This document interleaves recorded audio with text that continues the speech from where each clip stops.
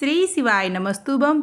आपके अपने channel Vinayak daily diary में आपका स्वागत है। आप सभी लोग जानते हैं कि माघ माह के शुक्ल पक्ष के एकादशी को हम जया एकादशी भी कहते हैं और माँ लक्ष्मी की दूसरा नाम जया भी है।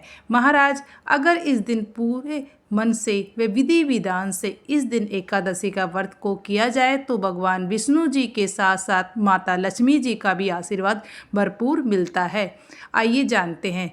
अब हम जानते हैं कि एक बार जया एकादशी का व्रत कब रखा जाएगा, व्रत पालन कब किया जाएगा, हरिवासर का समय कब समाप्त होगा और व्रत का नियम क्या है। महाराज, जया एकादशी तिथि 28 जनवरी बुधवार को शाम को 7:37 पे शुरू होगा और जया एकादशी तिथि समापन 29 जनवरी गुरुवार को दोपहर 1:55 पर होगा।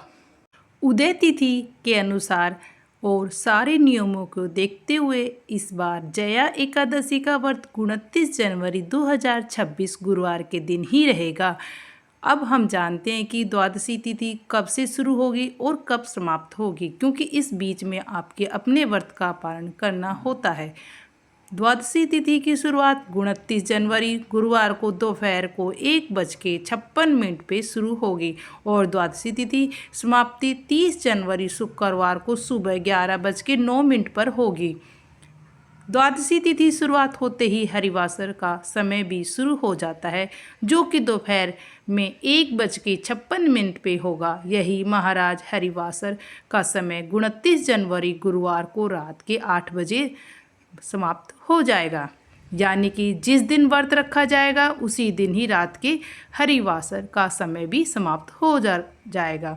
इसलिए इस समय को आप ज़्यादा से ज़्यादा भगवान के नाम का जाप करें, सबसे ज़्यादा पुण्य फल मिलता है। महाराज, जया एकादशी व्रत का पारण हमेशा अगले दिन ही में किया जाता है और व्रत को हमेशा शुभ मुहूर्त में ही खोलना चाहिए, तभी हमारे व्रत का परिपूर्ण फल मिलता है। जया एकादशी का व्रत पारण करने पर शुभ मुहूर्त 30 जनवरी शुक्रवार को सुबह 7:10 से लेकर सुबह के 9:20 तक रहेगा।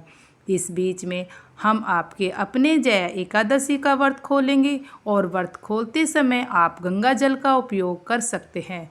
उसके बाद फिर भोजन कर सकते हैं। इसी के साथ हम एक बार एकादशी के दिन गुरुवार भी पड़ रहा है और कुछ लोग गुरुवार का व्रत भी रखते हैं, तो यहाँ आप लोग एकादशी और गुरुवार का व्रत एक साथ रख सकते हैं। पर आपके इस दिन एकादशी का नियमों का विशेष रूप से पालन करना होगा।